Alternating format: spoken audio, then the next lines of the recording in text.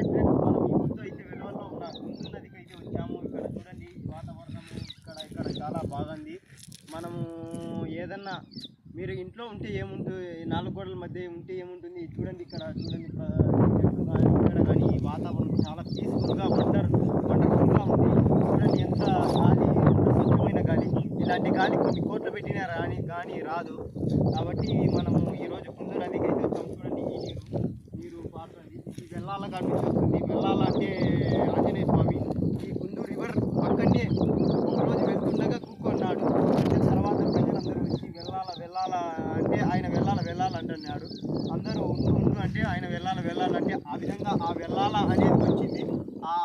అక్కడ నుంచి ఆ పుణ్యక్షేత్రం నుంచి ఈ విధంగా నీరు అనేది పారుతూ ఉంది. మనం ఈ నీరు చుట్టూ చూడండి, ఇదో ఇక్కడ పంట పొలాలు, ఇక్కడ పంట పొలాలు, ఈ పంట పొలాలకు ఇంటికి వచ్చి మేము ఈ విశాలమైన ప్రదేశంలో మెడిటేషన్ కానీ చేసుకున్నాము. ఇది ఎంతో ఆరోగ్యానికి మంచిది. కానీ ఇలాంటి ఎవరు చెప్పరు, ఎవరు ఎక్కడ వినిండరు.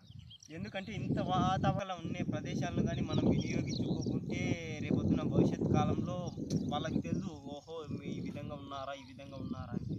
ఎందుకంటే మనము భవిష్యత్ తరాలకు వాళ్ళకు తెలియాలంటే మనం చేస్తేనే వాళ్ళకు తెలిసేది, లేదంటే తెలియదు.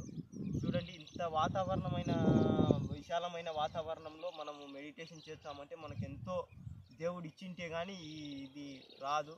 ఈ కుందు రివరు, ఈ ప్రశాంతత ఈ విధంగా ఎక్కడ ఉండదు. Boy friends.